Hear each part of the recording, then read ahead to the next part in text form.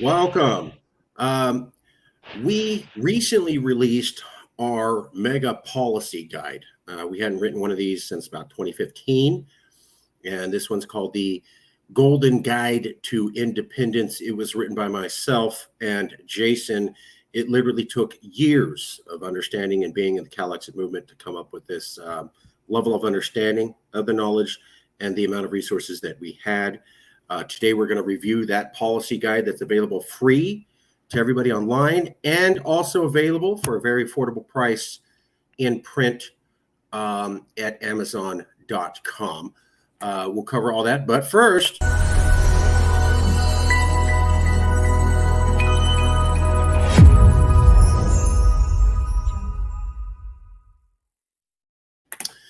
welcome back.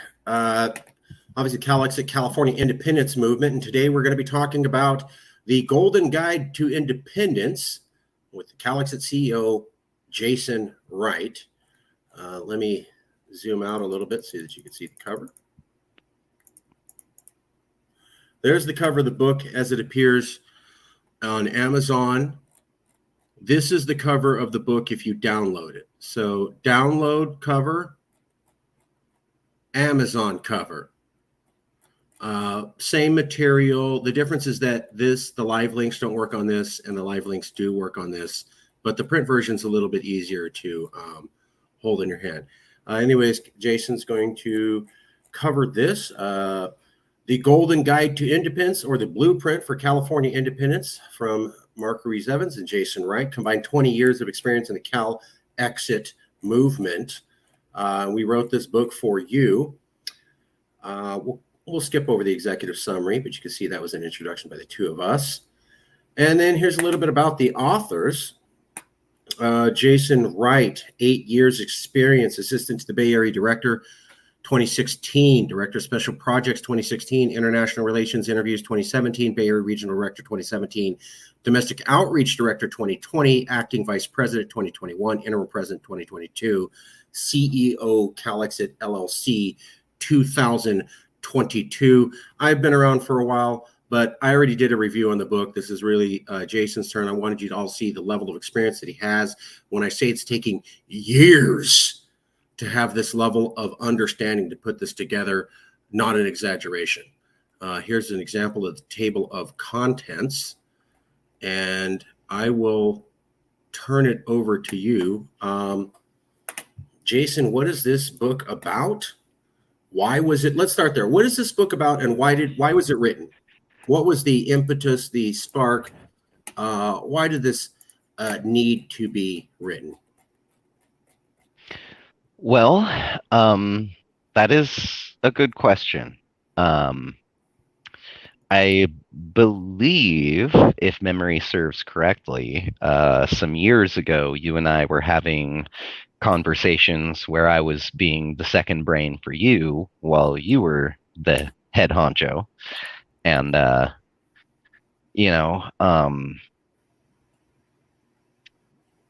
you had mentioned the fact that so many people just kind of keep coming up with the same questions and coming at us with the same kinds of, oh, you can't because, the Texas versus White. It says that you can't secede. No, actually, read it.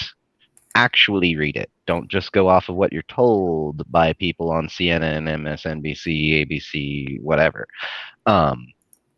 It doesn't actually say that you cannot secede at all. Here's what it does say, right? And then we have to explain. Instead of a conversation about the vast potential that an independent California would be looking at, we're spending half an hour debating with this person. No, literally the Supreme Court decided, they wrote this down. You can Google it. You can get it from the National Archives. It's all over the place and it's free. Why don't you know this? And they still keep, oh, no, you're wrong. You're just trying to, interpret it to suit your own needs. And we realized we needed something out there that has all the facts, that addresses all of these frequently asked questions. What would stop China from invading California and taking it over, and then it's now just the western part of China? um, what would stop that? Well, it's this thing called the United States of America and its nuclear umbrella, and the fact that they buy almost all of their food from us in California. You think they're gonna let China invade the place that makes their food? Right, right. Clearly, you don't understand America. There are things America's not invested in that it's still we don't want China to have that. We don't want Russia to have that. We don't want these people to have that. So we're going to take it. We're going to protect it. We're going to say that we, have this ultimate duty and responsibility to keep it safe. And that's what America does. So, yeah, we came across all of these different questions over and over and over again. And I mean, we probably spent a combined 1,000 hours just in the one year that we had the 52, was it 52 different chapters 80, that we 82. 82. Thank you. Yeah, I was vastly undercutting it there, wasn't I, folks? When we were at our peak, it was 82 chapters and 160,000 members online registered. Yeah. God, that was nice. And so, with all those chapters, that was every single one of those chapter leads getting all of these questions from the 30 or 40 people showing up every meeting. Having to answer the same set of questions 30 or 40 times every single week. It's enough to drive people mad. It's enough to drive them away from wanting to volunteer from the movement. It's not enough to make them want to not vote for it if it comes up. It's just that they don't want to have to spin their wheels in the mud trying to go uphill in the rainstorm. And sure. I don't blame them. We know what it's been like. It's not really fun. Well, let me ask you a question then related to that. Are you saying that the public is largely uneducated on the issues, looking at this question? Yeah, partly. It's a yes and a no. There's a lot of false narrative that goes out there, like with Texas versus White. The ruling actually says very clearly that unilateral secession is not legal, and that the only legal way to secede from the United States is through consent of the states.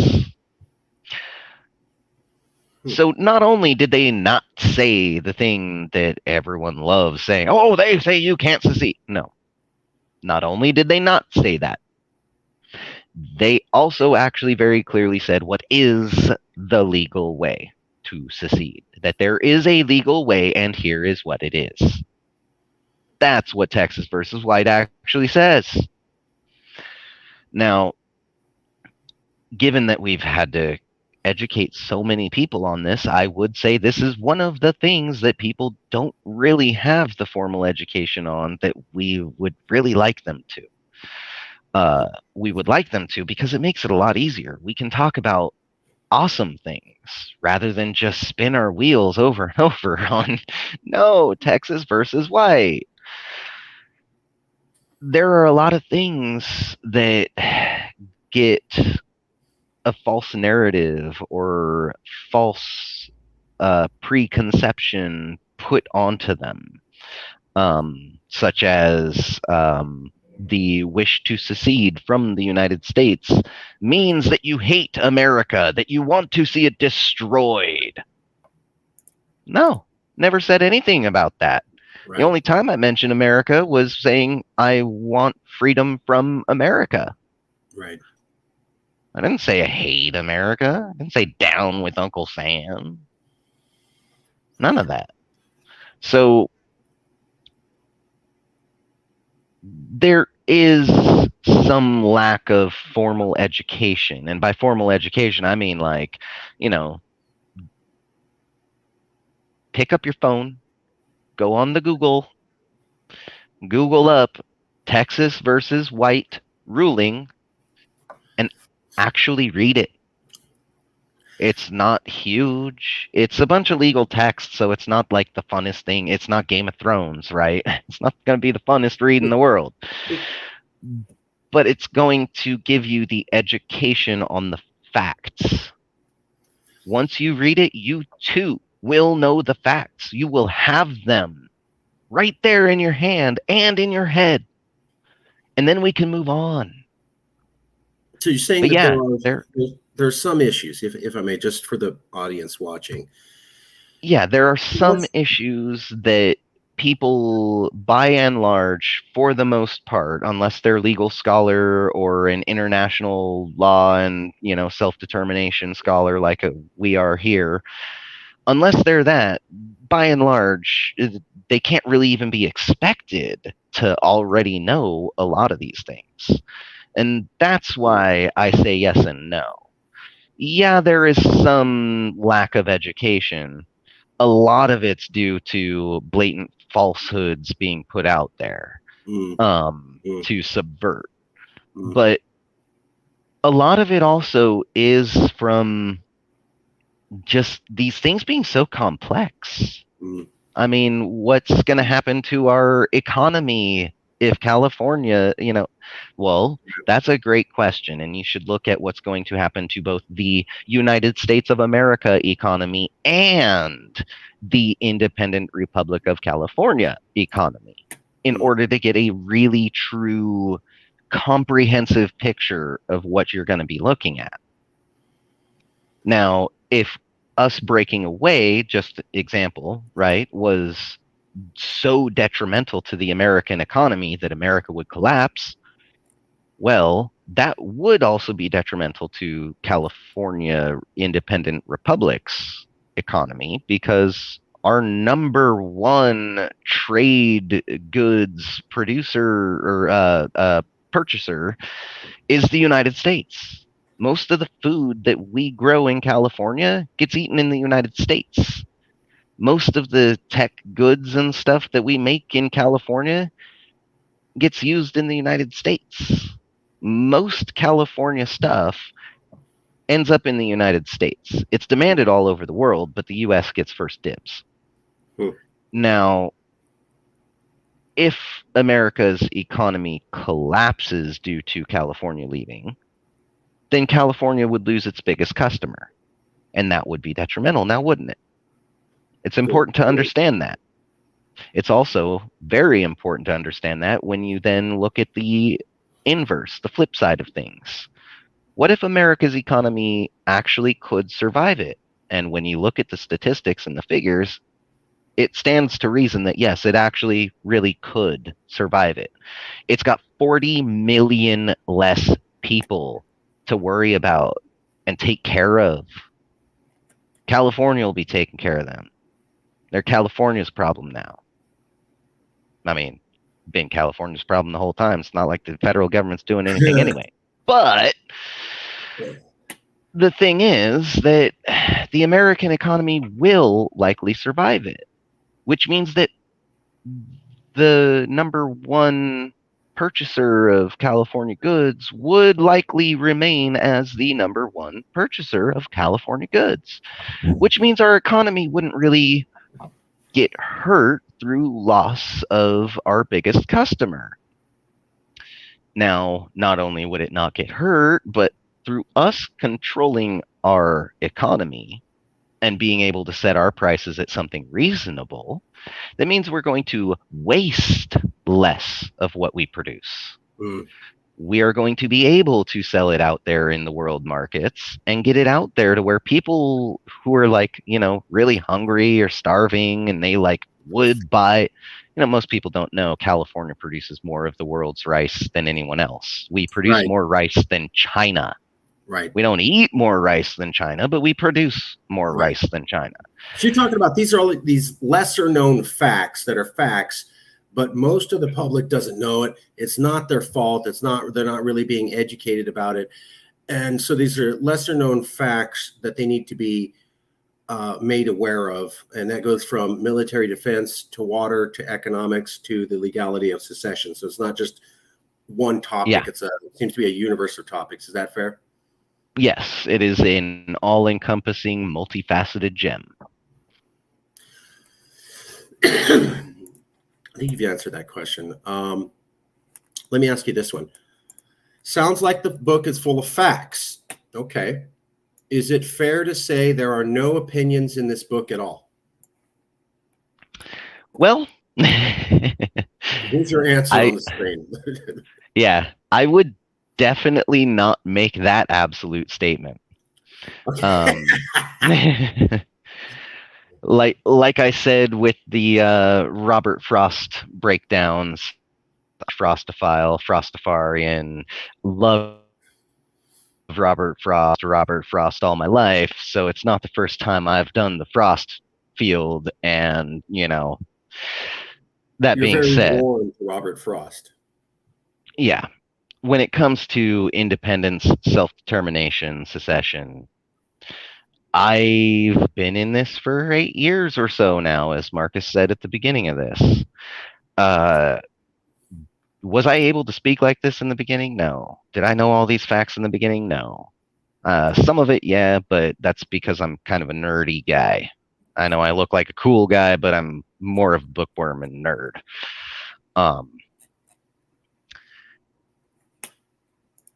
I am personally of the opinion that California restoring its independent nationhood status is actually going to be what's best for us, is going to be what's most beneficial for us. And not just for Californians, but for the rest of America too. Because a lot of American political strife comes from basically just, there are large pockets of people, and sometimes those large pockets like to think together for the most part.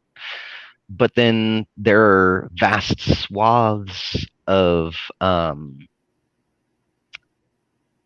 very sparsely populated area. And originally coming from much more rural kind of California, and then living in the Bay Area, in the San Francisco Bay Area for like umpteen years. Right. I've Which is where we met. seen both sides of the coin. I've experienced both sides of the coin. I'm very familiar with them. And I know that it is very easy for people who live in big city to forget about the farmer. And it's very easy for the farmer to not really understand what it's like for the people in the big city. It's easy when you're, just staying inside your own home all day, every day, to forget what it's like outside. And that's kind of what California's become. Not just because we're all just so different, but also really largely in part because of America. America just naturally was built with all sorts of division. Well, if you own property, that means you're white, because only white people can own property. If you own property, you're also rich, so only people who own property can vote. Meaning only rich white men can vote. Right. That's how this whole thing started. Black people, brown people, people who have breasts and vaginas and give birth. No, we don't want them voting. They don't need a say. They don't even understand what it is. They wouldn't be able to comprehend or fathom or blah, blah, blah, right? That was the mindset. That is America. It's what it started as, it's what it's always been. How long ago was this country desegregated? And how much of the country's like representatives actually didn't want it desegregated? Joe Biden. It's still alive. If you know of Marin County, just north of San Francisco, there is a town called San Rafael, where I lived for like 14, 15 years, became a pillar of the community and everything.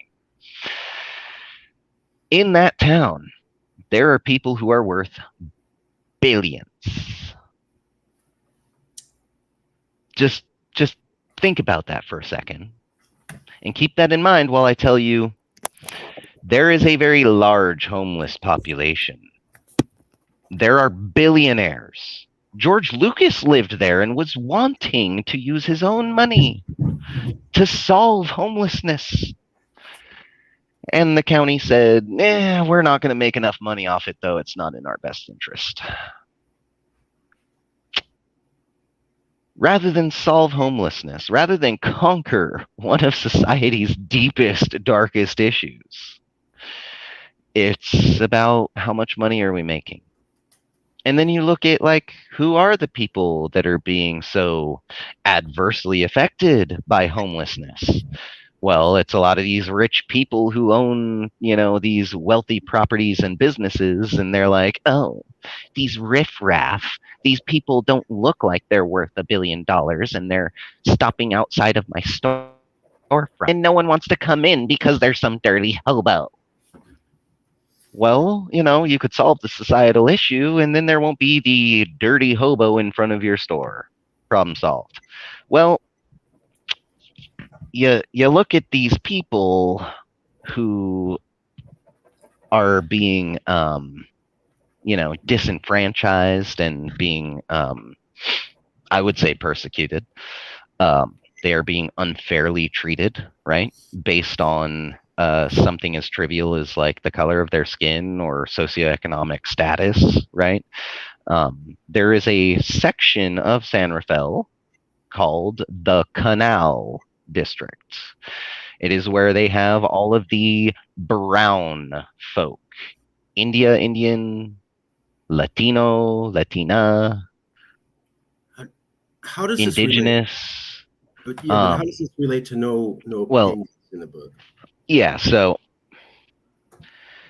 America still has segregation, right? Even in somewhere like California. Even somewhere in California that's so insanely wealthy, it could solve the societal issues, chooses not to. Why is that? Well, my personal belief is that that's America. That's America's influence on California.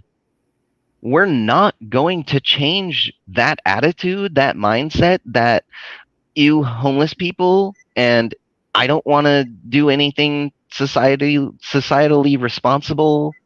We're not going to change that mentality, that attitude until we're no longer part of the United States of America's federal doctrine, which basically just inherently spreads that stuff kind of subconsciously because that's the way it was built.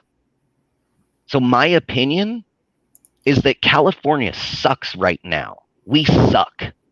We need to do better. We can do better. We have done better, and we sure are failing ourselves, our people, our future generations. In my opinion, we suck right now, and we need to do better. And that the only way that we can is to Calexit now. That's my opinion. And that's where I came from with the parts that I wrote for the book.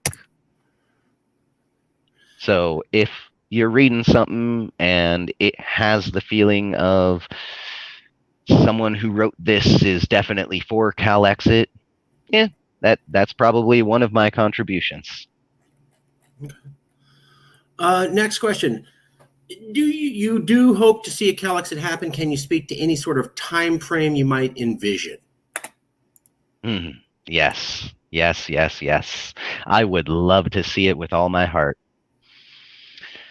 I do believe it is the right move, and I want to see it happen. And I think it will. I have noticed our trends, right?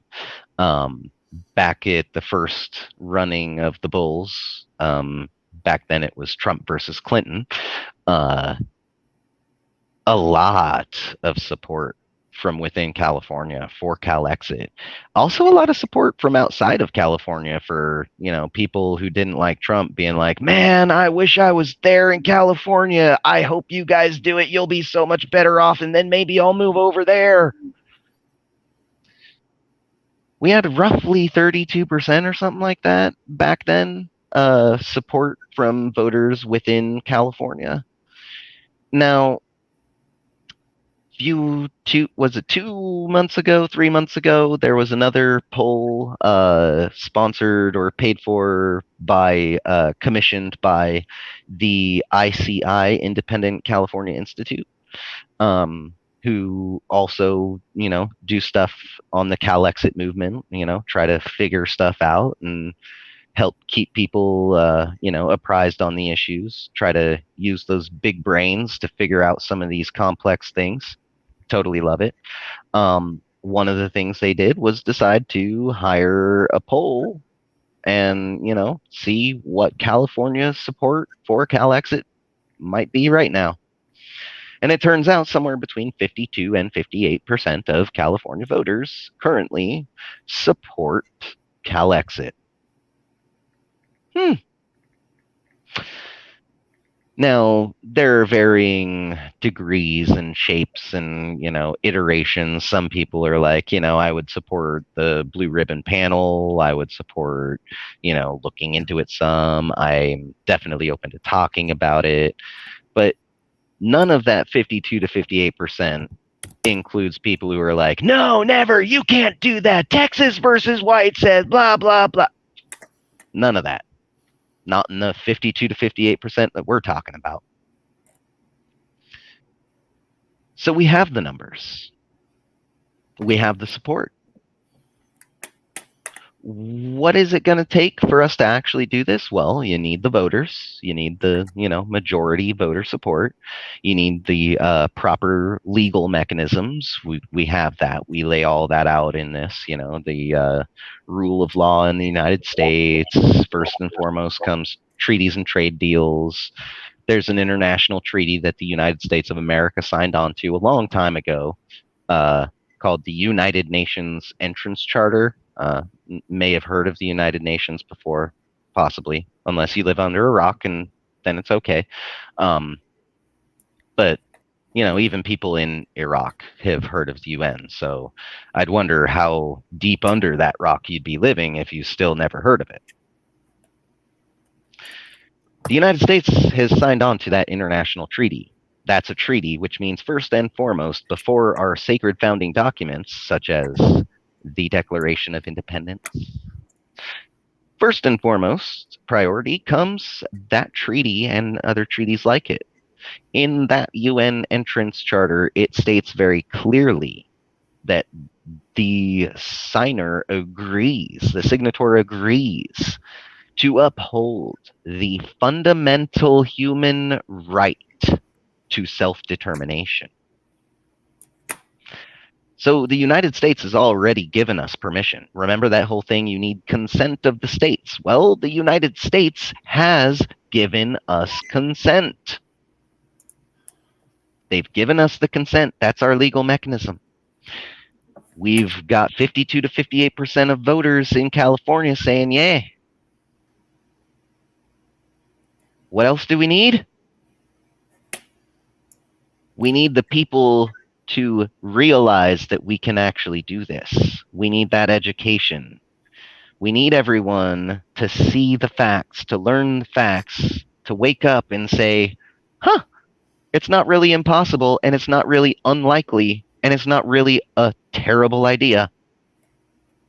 Let's do it. That's the last piece. I like to use the metaphor that, we're standing in the apple orchard, and there's this beautiful apple hanging right in front of our faces, and it's perfectly ripe and delicious. All we have to do is reach out and pick it and take a bite. Literally, that's the only thing. We don't have to plant the orchard. We don't have to till up the land. We don't have to purchase the land. We don't have to enter into an agreement with the bank and the U.S. Department of Agriculture. We don't have to get organic certifications. No, the only thing left to do is reach our hands out, pluck that apple from the tree, take a bite, and say, God, the sweet taste of victory. So whenever we decide to do it is when it will happen. Well said. You've been covering a lot of this. I'm going to merge these two questions into one.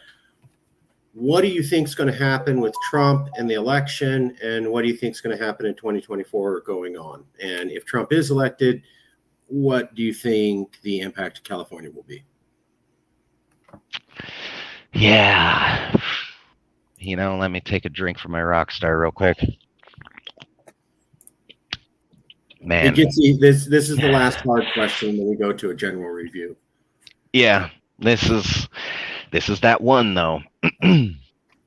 Folks, if you don't like hearing hard truth, be prepared. You've been warned. My prediction is that Trump is going to win it. I'm not a fan of Trump. My prediction is that he is going to win it. Looking at the statistics, looking at the figures, looking at the numbers, looking at the facts. You look at the legal cases. He's been convicted on the 34 counts of this one crime. Everything else has failed. Everything else has been shot down. The RICO case, which,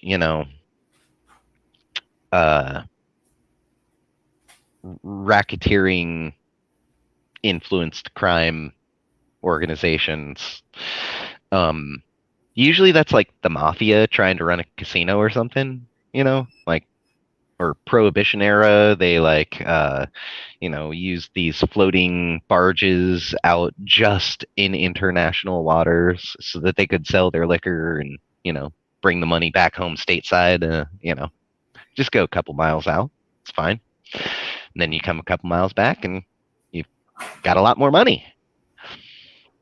Well, the federal government said that's a very clear manipulation of the system and you're loopholing it, and we're going to close that and we're going to call it RICO. Now, what they're charging in Georgia is like, you're trying to overturn the election results. Well, every candidate does have the legal right to contest the election results when they're inside of the contestable margin. So charging him for a crime for practicing his right to be able to contest, I'm not sure I really agree with that. But then looking at it as a RICO, I'm sorry. Wait, how does this involve racketeering? Explain to me how I'm contesting this election result here in this county is embezzling funds or, some sort of money-related crime. Now, you see, it's a money-related crime for the purpose of making money. Very specifically, that's what racketeering is. How is contesting election result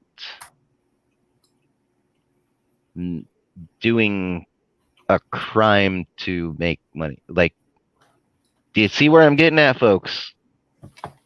It doesn't really fit. The things that they've charged him with are by and large not sticking because they are by and large not really like stickable. They're kind of frivolous, kind of fraudulent, right? Some of them are outright like fraudulent, like dude, there's no money involved. Don't make it a RICO case. You look dumb. It's going to get thrown out. And then you've just lost everything because you pulled the wrong move and labeled it as something it's not. I mean, didn't Trump just get in a bunch of trouble in New York for labeling something in his business accounts that was mislabeled? It wasn't supposed to be labeled as that. I'm just saying, it's this double standard thing. We are selectively prosecuting and selectively choosing what rules apply and to whom. Well, okay, Mr. A, you get rule A, B, and C. Mr. B, you get rule Z. And Mr. C, you get all the rules A through Z. You have to follow everything.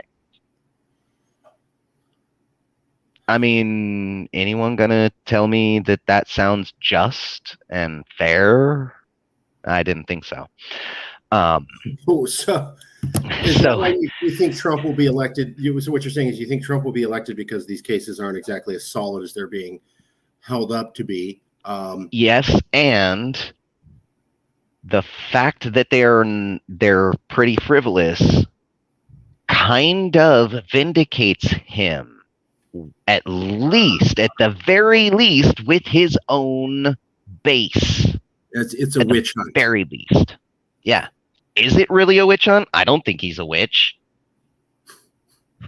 But it doesn't matter if I think it's a witch hunt. What matters is the people who will vote for him, do they believe this or not? If they believe that it's a witch hunt, they're going to vote for him to support him. If they believe that he is really truly a criminally bad person who has no place in governance, they'll probably not vote for him.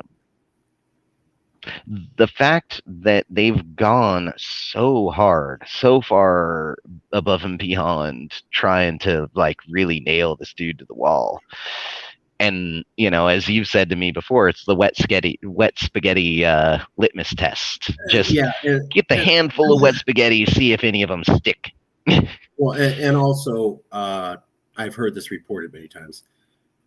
Nobody can make a strong case for why all of these multiple cases from Trump, from different prosecutors, a special prosecutor, the New York attorney, a Georgia county official, all of this happens right before the election. They had 4 years to do this. And the only explanation I've been able to find on the liberal side was we just assume that it took a long time to put the cases together. And it's just pure coincidence. I've literally seen them say this, pure coincidence that nothing was filed against him in the past 3 years. And all of them were filed against them right before the election. And I've asked a few legal scholars on that, and it doesn't seem to be a very strong case to say, oh, it took this long and all these different prosecutors and different things just happened to line up at the same time.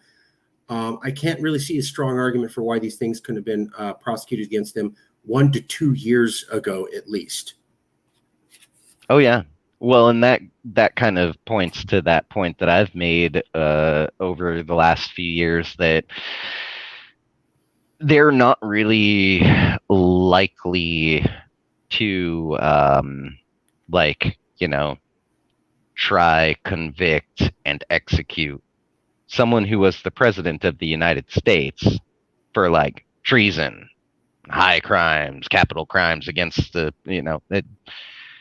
even if he did them, it's not likely that they would do that because it's gonna set that precedent that every single president who has ever sat before can be charged and executed for their crimes. Eye for an eye will leave America quite blind. So what happens then? Trump becomes president. Well, so actually, let me rewind just real quick, and I will get into that. So we've got all this witch hunt. We've got all of this vindication on, in the eyes of his voting base. We see that his conviction happened, and then within 24 hours, some $38.5 million was donated to his campaign. Some of those people were very large political figures. Like Tim Pool came out and said, yeah, I donated the maximum amount donatable to the Trump campaign immediately after the conviction. I heard about that. Massive millions raised. These vindications are only helping to build Trump up more. They are not taking away from his base.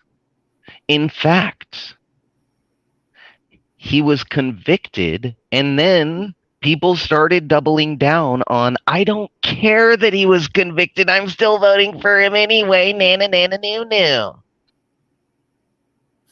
So we look at, like, you know, the Stormy Daniels case. Oh, he was convicted because he did the catch and kill on the Stormy Daniels case. But the Stormy Daniels case was all over international news, all over the place. Everyone knew about it. Everyone, their mom, their grandma's pet goldfish. Robert Frost probably even knew about it in his grave. Right. It was widely reported, and all I heard was convicted felon.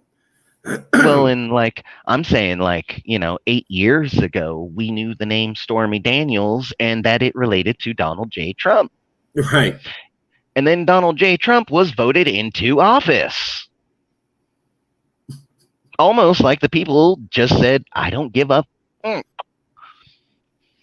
Now, they're saying now that, you know, him trying to stymie and stifle that story was election interference, and that, you know, he had the people known, it definitely would have cost him his campaign.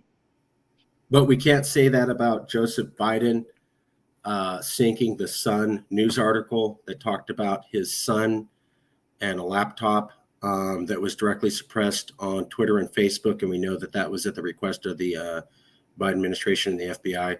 That was definitely election interference. That is not. That was very blatant election interference. Yeah, that's not prosecuted at all. So that's kind of bizarre to me that they're not even mentioning that or trying anything on that. Well, yeah, and like a good point to make here is, folks, most politicians do this catch and kill thing with negative stories about themselves. They do it very carefully, though, so that it's considered a catch and kill. And, you know, it's not like, you know, trying to impede justice or, you know, meddle in an election, trying to unduly influence an election, right?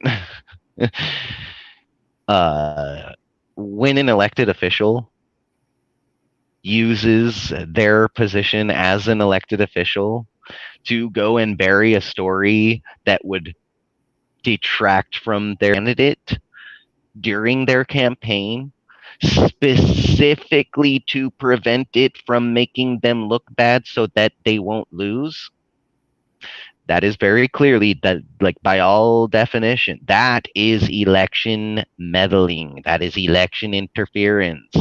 That is election manipulation, voter manipulation, no less, because, you know, if I'm like, I don't want this bad story to get out about me, that's because I don't like a bad story being out about me.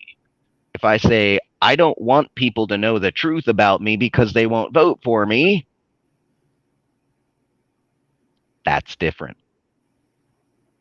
Is it kind of the same thing? It's rooted in the same thing, sure.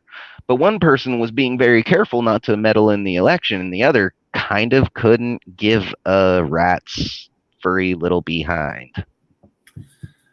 Yeah. So he gets not even convicted, right? He gets all of this stuff put out there about his attempt at the catch and kill.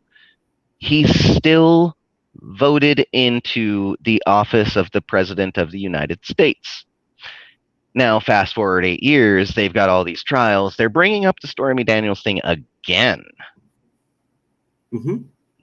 I'm sorry, didn't we already have a trial on this 8 years ago? I Isn't yeah. there this thing called double jeopardy in the United States where you can only be like, if you're like Yeah, proven I want innocent, to or like remove they it. let it Yeah. go and they can't recharge you. Yeah. So again, perversion and manipulation of the judicial system Mm-hmm. means more vindication for his base and his voters and people who were like, yeah, Biden's not doing so great, and I'm kind of not a big fan of all this stuff at the border. And wow, it really does actually kind of look like they're just doing this witch hunt now, doesn't it? That's a great way to drive even more Democrats to the Republican side. As if it hadn't happened enough already. Yeah, Joe, just keep going. You're definitely going to lose this election by like the biggest landslide ever. That So, point's well made. We're 45 minutes in. I want to stay on yeah, 15 minutes. This is the last question, and then we can get to the report. What yeah. happens with Trump when he takes over the Oval Office? So, Trump wins. Trump takes office, takes his oath and all that, appoints his people. The first things that they're going to do, kind of a twofold, right? Attack everything Biden did, undo it, and go after all of the people who have been persecuting him. Undo anything that might make them look good so that, in the future, people are like, oh, but Biden did this. Yeah, he did that, and then it was undone. So, like, how effective was he really? That's that's the frame of mind people are going to see it with. So you undo everything, and then you attack them. You attack them after undoing all of their stuff so that they have less support. You undo all of their stuff, and then you attack them, and people are less likely to come to their defense because they can't remember all these good things they did.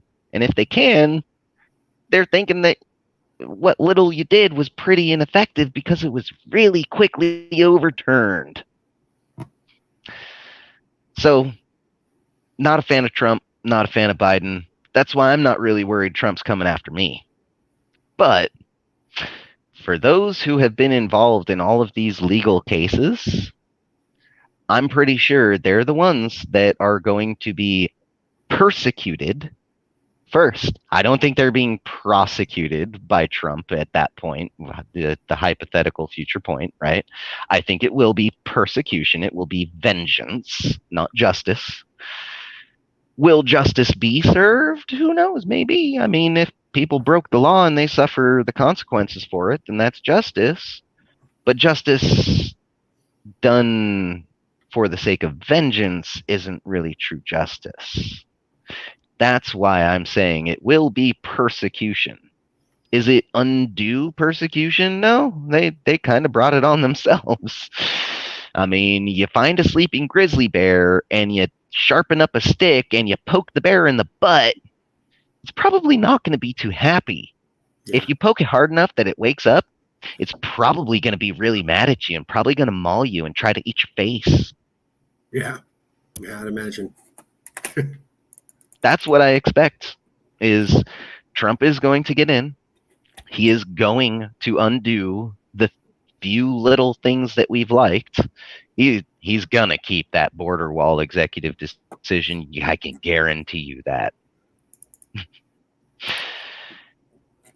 All of the things that Biden does for the Republicans with the hope that he'll win them over, even though he won't, those things will be the things that stay. And those will be all that's left of Biden's legacy, this return to American normalcy and decency. America. Bing. Wow. Okay. There's a lot there.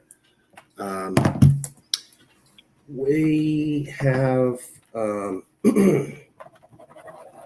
course, can't get any pen to work. Give me 1 second.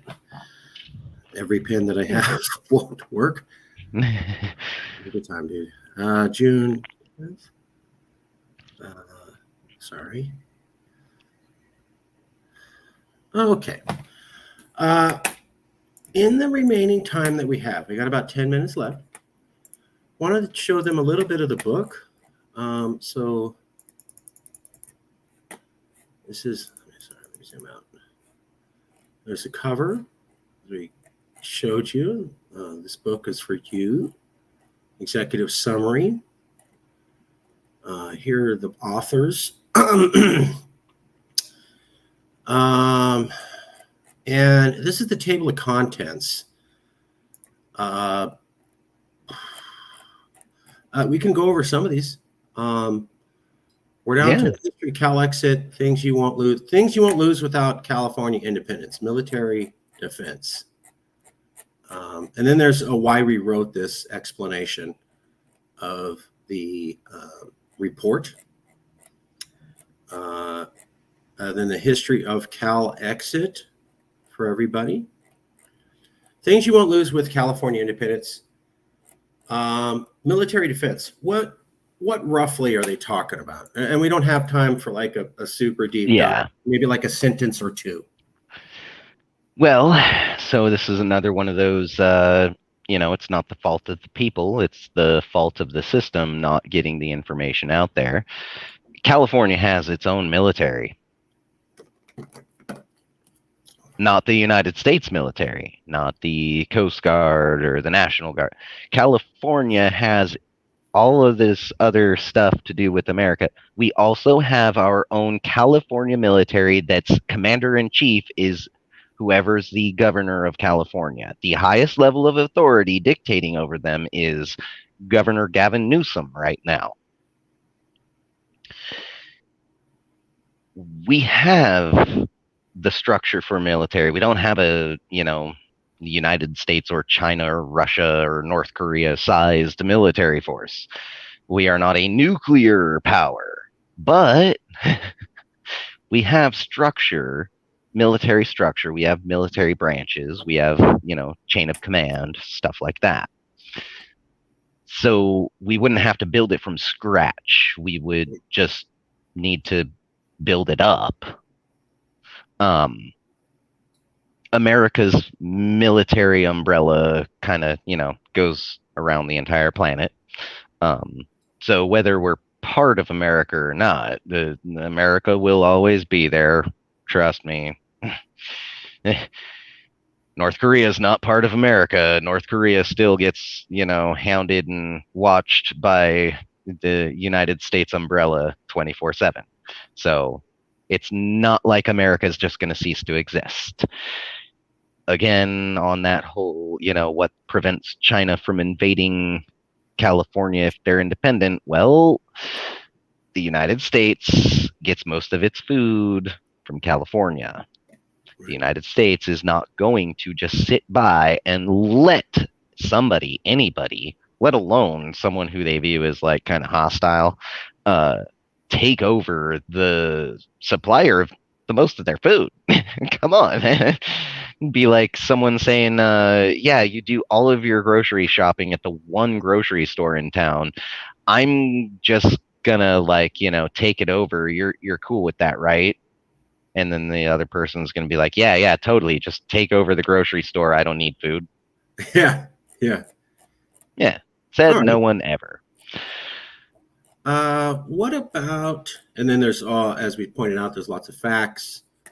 All these are links that you could click on. They'll go to independent web pages. So lots of facts proving the information, the introduction. Kind of 1.5 metric tons of links and facts and references.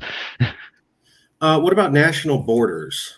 I think this has to do with California already has agricultural inspection stations. Yes. Our agricultural inspection stations. If you've ever been a Californian trying to go to Reno, Tahoe, or to Las Vegas, if you cross over the state line right actually on the inside of the California side, is a checkpoint station. Now, they don't care what you're bringing out when you're going out to Reno from California. You don't you don't go through one of those stations. You go through one when you come back in.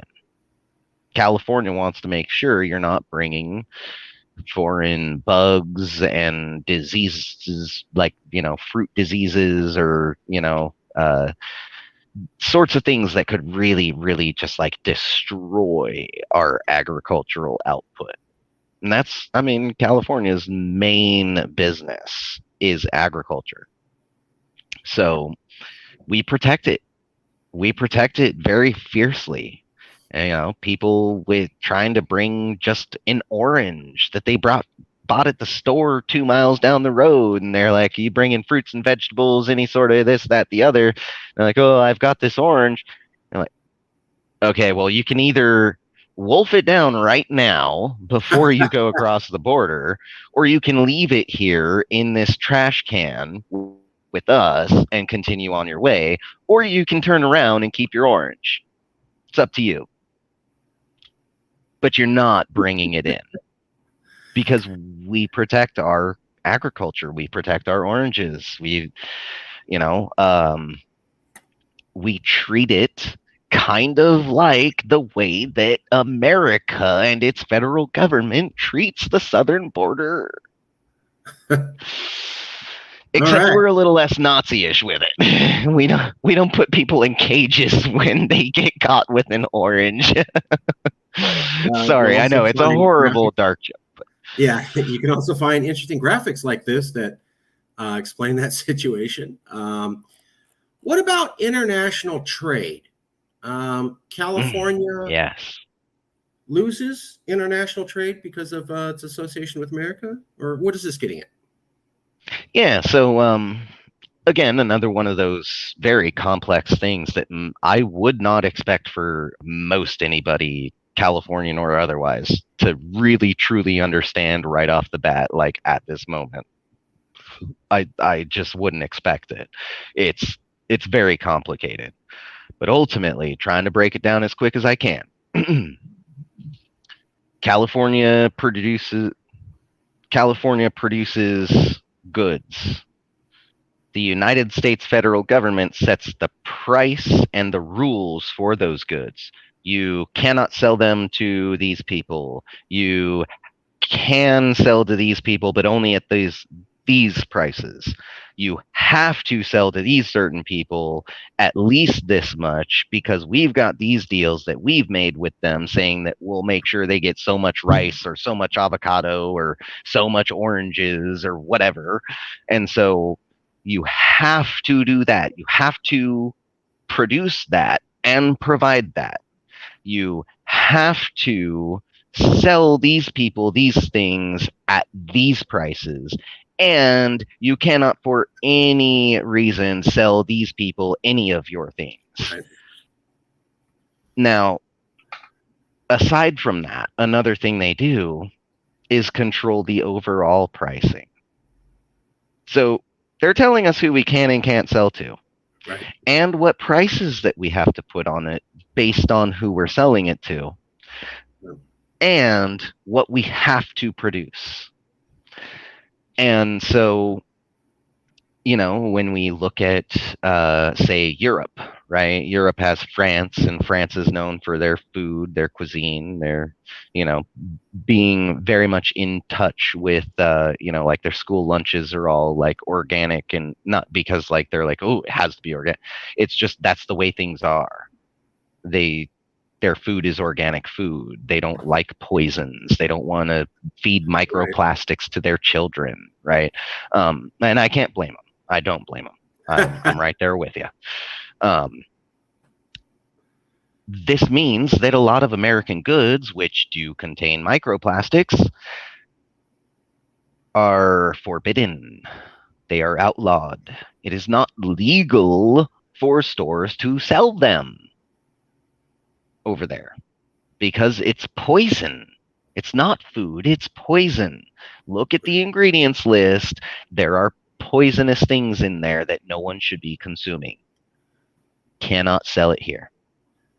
So that's part of the reason why America buys more of California's goods than anyone else, because California, being part of America, doesn't really get a lot of our goods out there, because American goods are, right now, California goods are American goods, and American goods are banned from most of the world Uh, because they're deemed as not healthy. A lot of American goods. A lot of American edible goods, I will There be you go. very specific and say. They love our electronics. They just hate our microplastics. And again, I don't blame them. So we're unable to sell a lot of stuff that we would sell overseas. Let me rephrase that.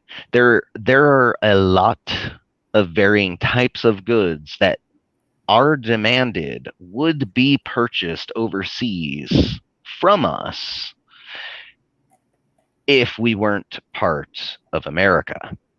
Right. So we're held Because back. we are part of America, we are very, very limited. And we end up actually, the USDA, all of that USDA rice, USDA beans, USDA cheese, USDA milk. Where do you think it's coming from? It's coming from California couldn't get it sold in time. It's not spoiled, but it definitely needs to get gone, or else it's gonna go spoiled, and then it's just a waste, which we have more than enough of already. I'm not even going to get into the amount of food goods that we dump into the Pacific Ocean every year. All right. We're gonna move on to the. Now, this is just a brief review. If you want an in-depth So review, again, very complicated. it's for everybody, available. Lots of individual graphics. This talks about water with California. We were told, oh, we'll cut off the Colorado River, and then California will have no more water. What is this talking about? Well, that comes from people who likely also believe that California will fall off into the ocean. The way the plate tectonics work is that California is pushing up into the North American continent from the Pacific. It's not going the other way. It's coming in, not going out. So it's not going to fall off. It's, if anything, going to push the East Coast off into the ocean. Bye. Right. Florida will be just the Keys. So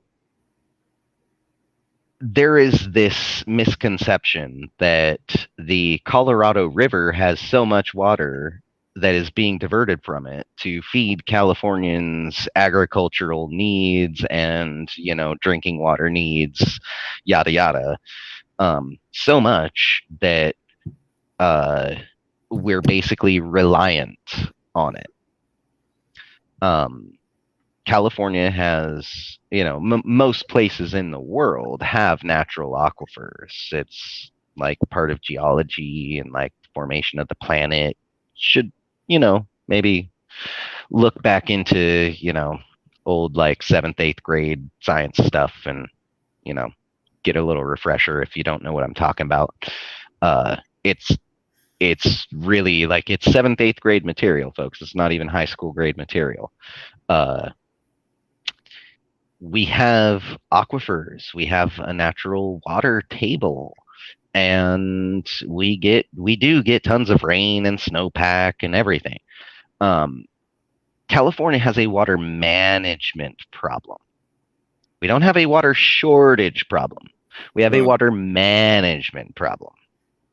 Cutting off the Colorado River ain't gonna do anything, because we get very little comparatively. Like, out of every bit of water being used in California on any given day, most of it is not actually coming from the Colorado River.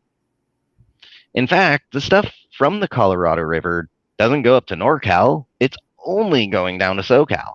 Right.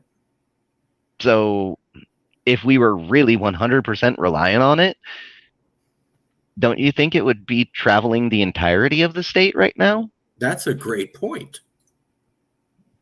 Hmm.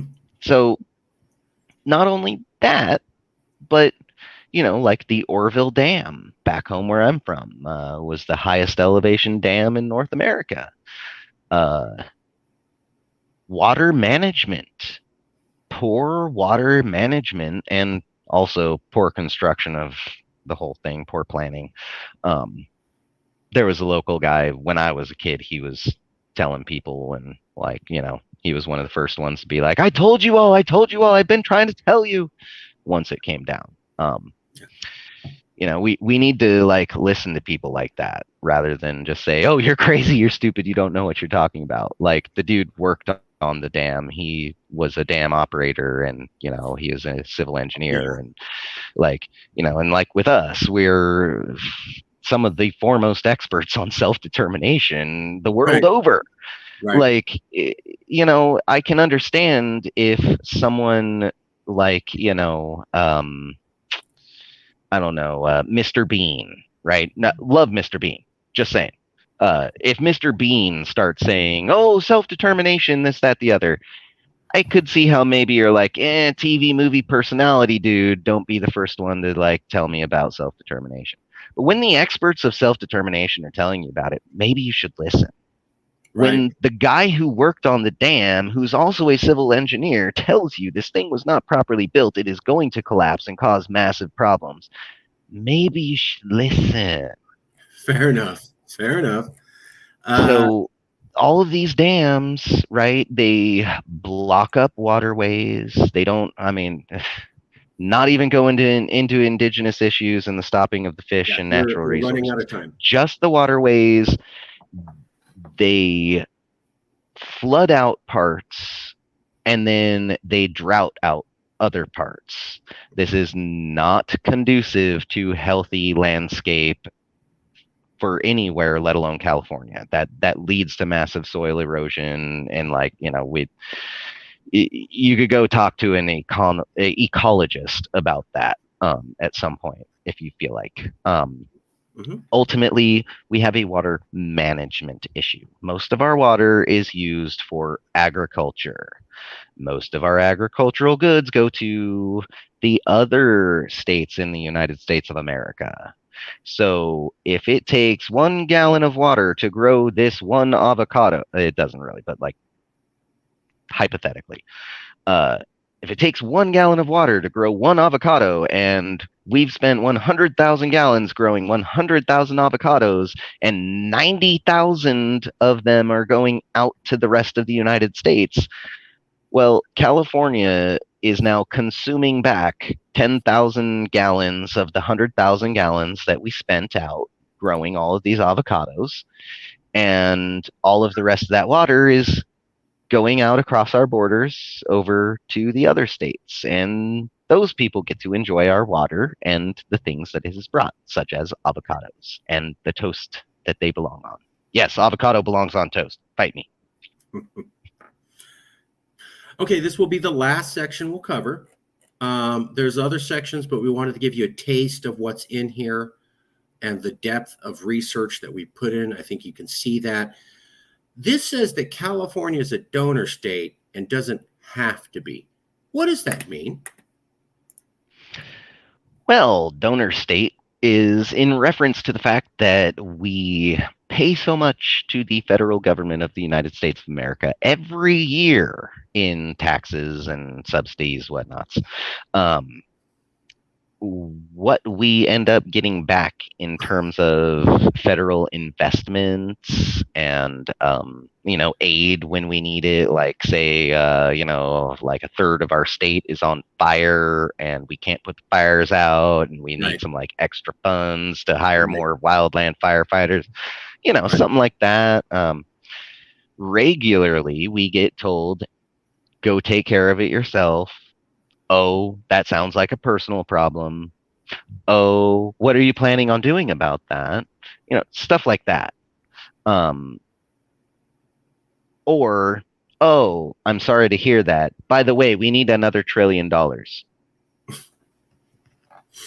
Mm. California most people don't know the way the federal government works a budget is that they project future outcome of like, projected net worth. Um, and so they're like, oh, California is set to make this much money next year. So we will tell them we want, they're set to make $1 trillion next year. So we are going to demand $1 trillion from California.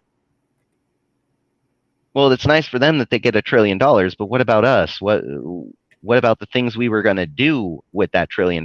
Like fix the millions of miles of roadway in California that are like mostly Swiss cheese. I mean, you ever been to Petaluma? It's got more potholes than people. That's a good point. That's a really good point. So we say, okay, we're part of the federal government. You're telling us we need to make $1 trillion for you. Fine. Here's your $1 trillion. Because we still have things we need to do. We need to raise some more taxes on ourselves. California society, you want issues fixed, right? Yeah. Okay, well, we're going to have to raise taxes on ourselves just a little, but it's to fix these societal issues. Is everyone okay with that? Yeah, okay. Okay, so now next year, California will be bringing in $1.1 trillion, and we'll get to take 1/10 of $1 trillion and, put it to good use, hopefully. Until the next year when the American federal government says, oh, California's going to make $1.1 trillion this year. Ooh, that's an extra $0.1 trillion for us. Okay. They see what we are going to do, and they say they have to have it all every time. Only 1 year in my entire life, I'm 38, only 1 year of my entire 38 years of living has California not actually been a donor state. 1 year where California actually received an adequate amount of federal kickback return, call it what you investment, right? Call it what you will. The money coming back in some way, shape, or form or other to California. Yeah. 1 out of 38 years. 38 years of being bled dry. And I'm pretty sure it's probably been going on longer than that. Some of you folks who are older than me, Marcus, you're only a few years older than me. I'm talking about people much older than us. People who were around for, the Carter administration, right? Oh, wow. I would say, look at the level of inflation from when I was born in 1986 to now. Then look at the level of inflation from when Jimmy Carter was president to now. Look at those numbers and see the level of growth from Carter to 86 to 2024. And you're going to see just how that graph climbs. And then I want you to think of something. I want you to remember how the Biden administration is currently trying to sell us on the belief that inflation's going down, the economy's going up, unemployment's going down, everything's looking great. In fact, the United States dollar has never been so strong. America.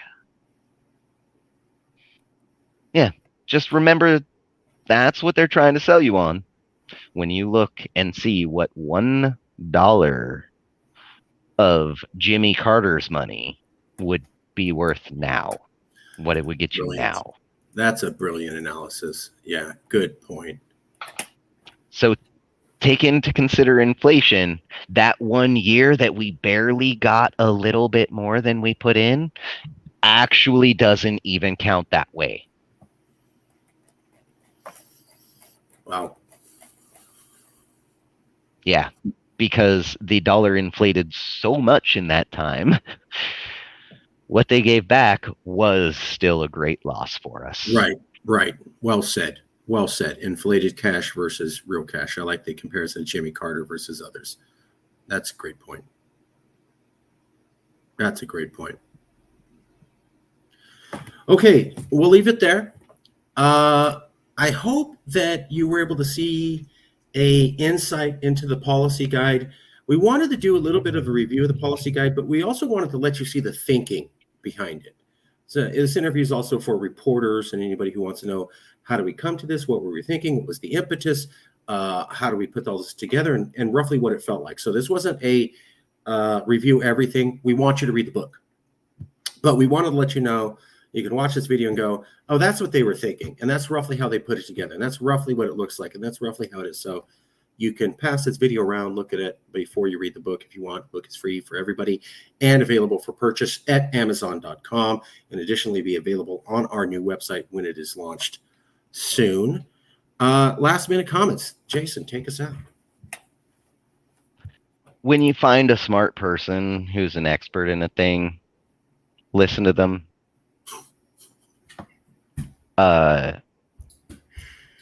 We did this video to prove to y'all,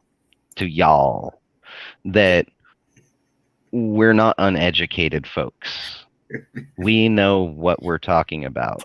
We've been doing this for years of our own free will, our own volition. It's our passion for this that drives us, Marcus and I. So